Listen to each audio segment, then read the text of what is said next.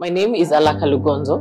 I am the extractive strategist at the Oxfam in Kenya program, based right out of Nairobi, Kenya. My name is Joseph Yomahanji, and I coordinate the Uganda Consortium on Corporate Accountability, a civil society coalition that brings together currently 23 organizations across the different regions in Uganda, and we are hosted at the Initiative for Social and Economic Rights, who are our lead member.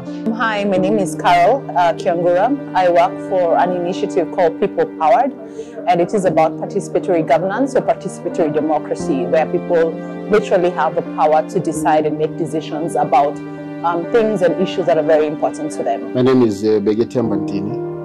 I'm from the Market Forward Shop, and I'm the manager for public programs and development at the Market Forward Shop. We are a school of photography and also photography projects place.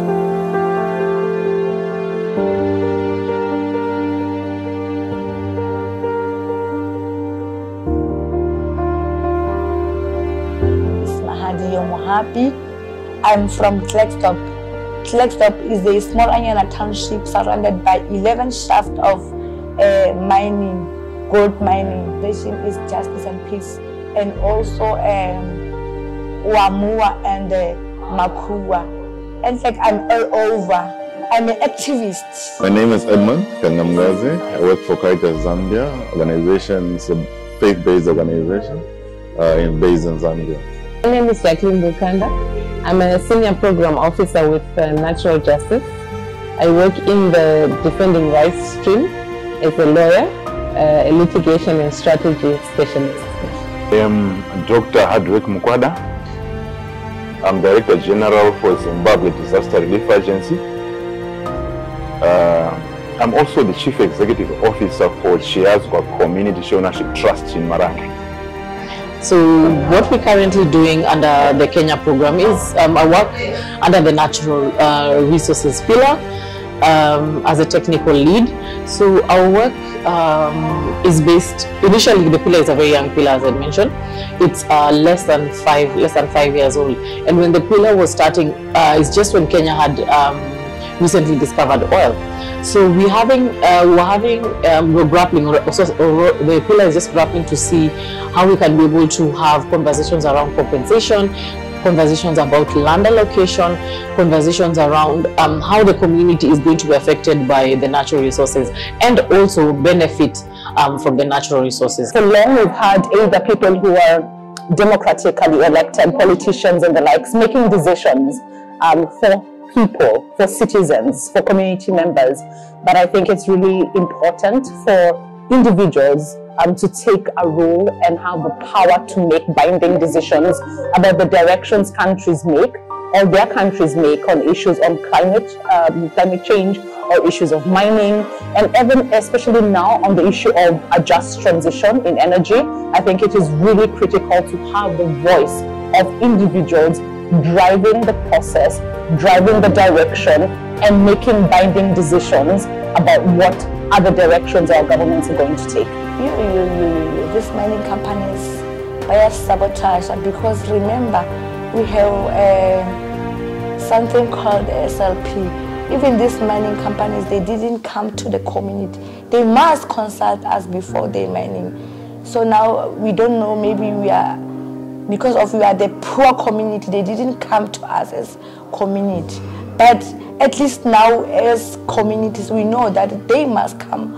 All stakeholders, and when I say all stakeholders, I mean governments, the private sector, which means the mining companies, I mean the communities comprising the traditional leaders, civic society, business community, the professionals, as well as the civic society organizations.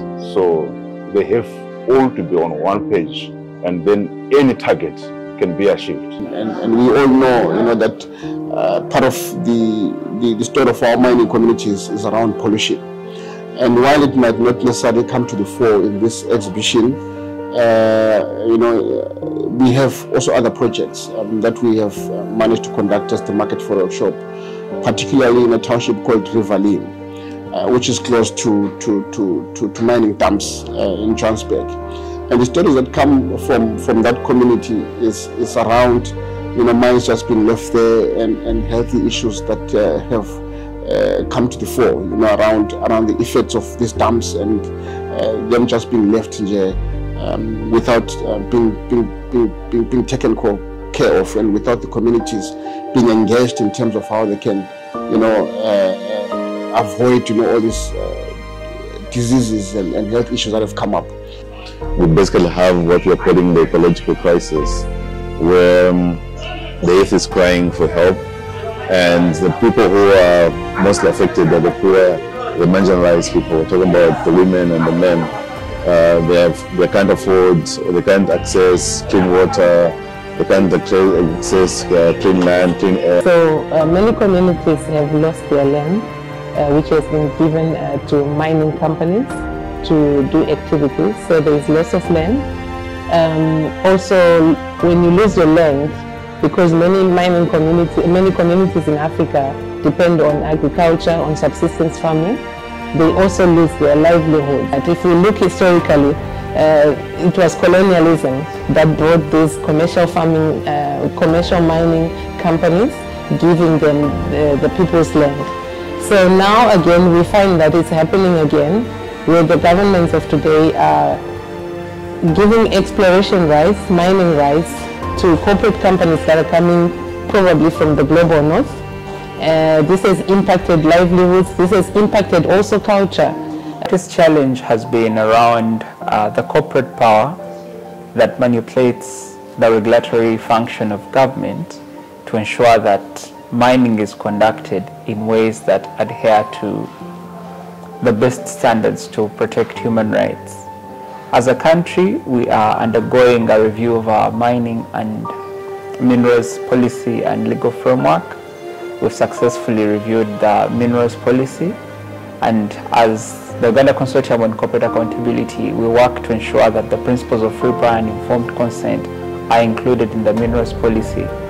Currently, the mining bill is in Parliament, and we've worked around the clock to ensure that the principles of free, prior and informed consent are included in the bill, but also aspects of community development agreements are included, because it's the only way to have community voices in the mining chain other than them participating as artisanal miners. As we come up with what needs to be done and follow up with different terms, we need to define what those mean for us in our context. But I mean, you can see them here. People are trying to understand what are these conversations we're having around climate change. The conversations around decarbonization, conversations around transition.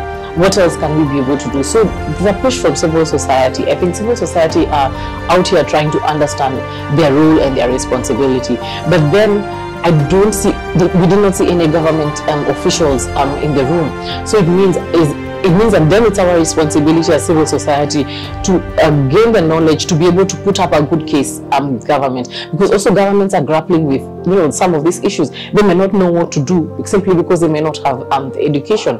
So the responsibility of government is to do good and I'm saying good, is to do service to the people. So how are they going to service, or how are they going to offer services to the people if they are not educated on the sort of services that they need to offer? So that's the responsibility of civil society.